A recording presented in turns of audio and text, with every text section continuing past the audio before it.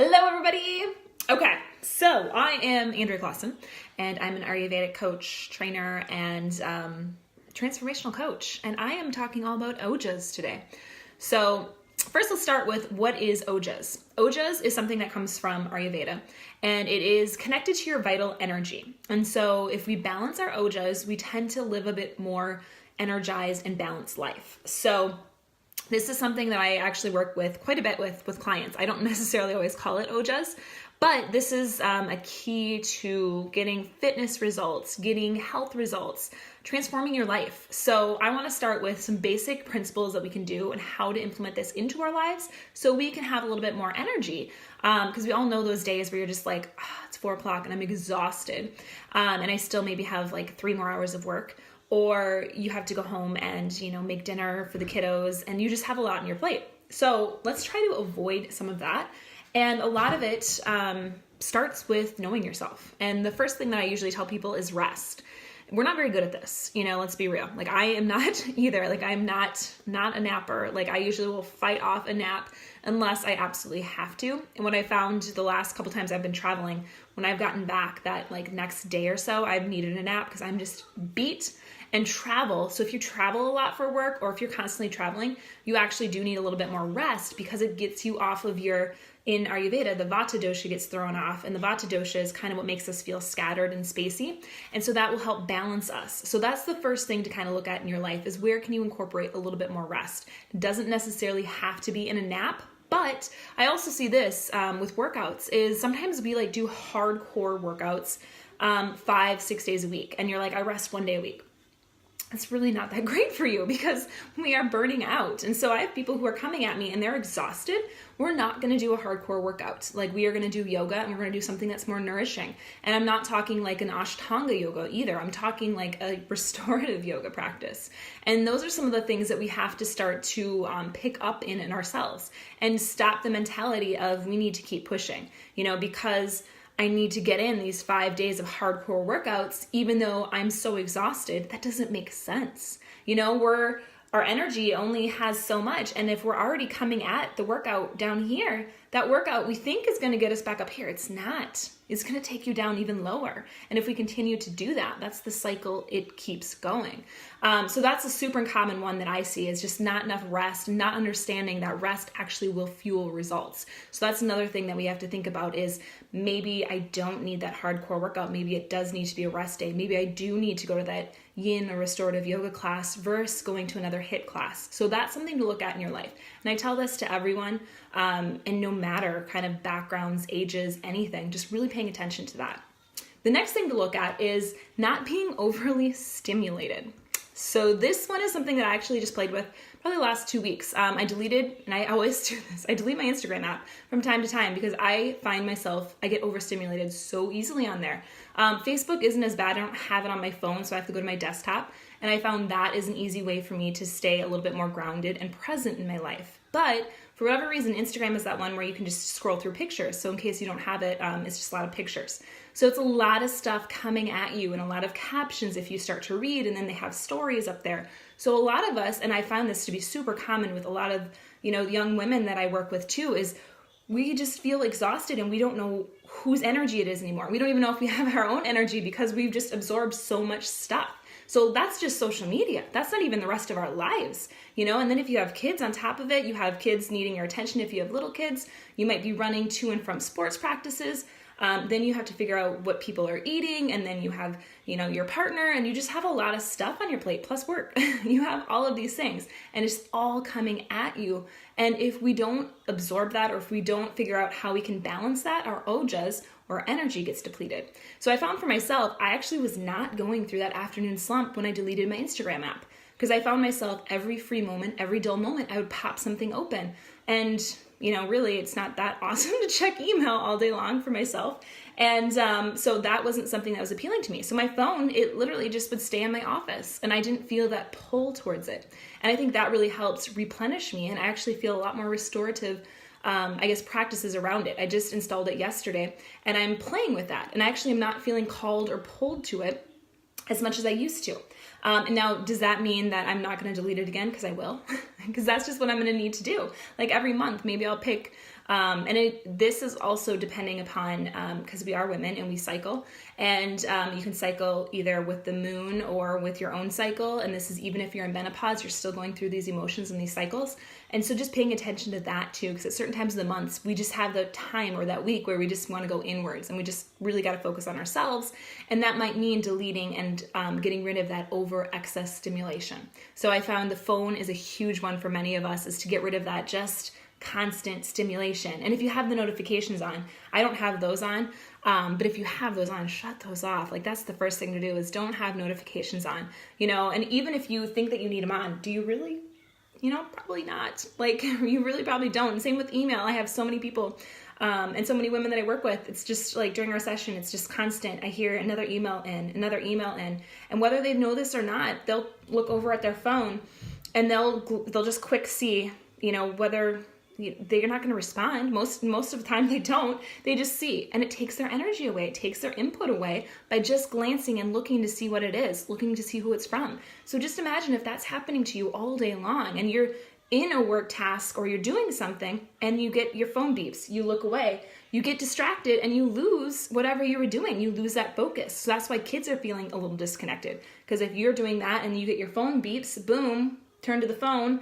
Your kid could have been sharing something with you, or, no matter what their age is, they notice those little things. So really paying attention to that. And if overstimulation is something that you want to take back on, I would just first look at your phone, see how you can improve your relationship there, and start with one thing at a time. Don't do it all. So maybe it's first starting with the notifications and shutting those off.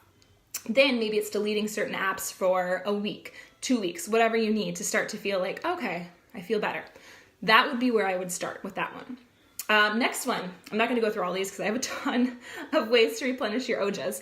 But the next one is something that I actually did. The last Facebook Live I did was about the 5 senses. That is also key for replenishing your ojas. So if you're feeling depleted, it probably means that we're not sensing, we're not even paying attention to what our body is doing. So for me, I have my coffee here right now, and I can taste it. Now, one thing I did notice again this past week, I changed coffees because I was like, ooh, this coffee I was drinking, it was organic and it's supposed to be nice, but I didn't even like it. Like, it smelled horrible.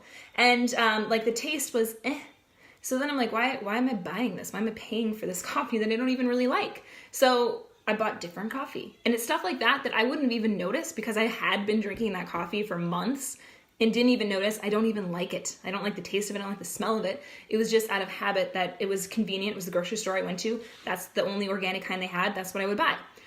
And then when I slowed down, when I reduced my excess stimulation, I'm like, that doesn't even taste good to me. It doesn't even smell good. And that is because I got rid of some of that stuff so I could tune back into myself. And so that's what the 5 senses will really do. And playing with that. I always have a candle. It's not burning right now, but I like to have a candle in the afternoons, just kind of on, just to kind of, increase the awareness of smell. And then I cite candle gazing is a great one. And just really paying attention to that, and just notice that if you reduce that excess stimulation, that you can tune back into your own 5 senses. And then if you want more things, watch the last Facebook Live about 5 senses. I went through lots of different exercises you can do there. All right, the last one that we're going to do is cleanse and purify, and then rebuild and renew. So what that means, it's actually the perfect time in a couple weeks to start doing an Ayurvedic or yogi detox.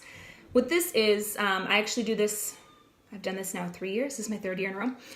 So I do one in the spring and in the fall. And in Ayurveda, they say it's 2 times a year that you should detox, in the fall and the spring. Now, their detox does not look like protein shakes and limited food. That's not what they're doing. It's all about cleansing, purifying, and then they're going to rebuild and renew.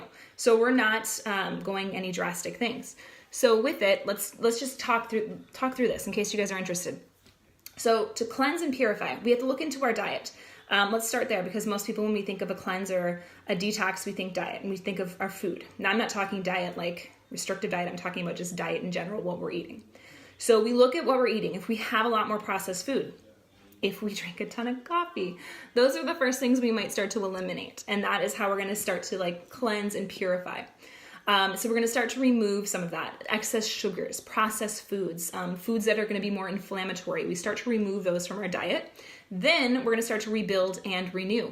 So their main food for this week, you can just do 3 days, 5 days, 7 days, 2 weeks, whatever you want to do, is khichdi. And so I have tons of different khichdi recipes. And if you even just Google khichdi, you'll find different recipes. And that's how you purify and you renew. So with these detoxes, we think more nourishing and we don't think depleting. So that's kind of the first thing that you want to look at. And there's awesome recipes. You can stick to just basics. And if someone's like, oh, beans aren't great or rice isn't great, you can substitute for quinoa and play with different kinds of beans. So, and then there's tons of vegetables. I was going to say veg, and then I said that word, veggie, whatever I said. Anywho, tons of vegetables in there too. Now, when you're buying vegetables, in-season vegetables. So gone are the days, well, they're still here because they're at the grocery stores. You can buy vegetables any time of the year, but really pay attention to what's in season. You know, even if it's at your grocery store, it doesn't mean it's in season. And it's probably not local, so look at the stickers too. And if you're like, these tomatoes aren't even, growing, like right now, I'm in Minnesota, tomatoes are awesome. Like I have a garden full of tomatoes, and so I have mine right from my garden. But pay attention, if the tomatoes are from Mexico and you're in Minnesota, don't buy those. It is our tomato season right now. Buy ones that are grown in Minnesota. Like it's those little things where we start to pay attention to where does our food come from. And that's going to be helping to replenish, to nourish, and to renew your body. So that's one way that I would start to do with that. And the next thing I always like to do during this week is a technology detox.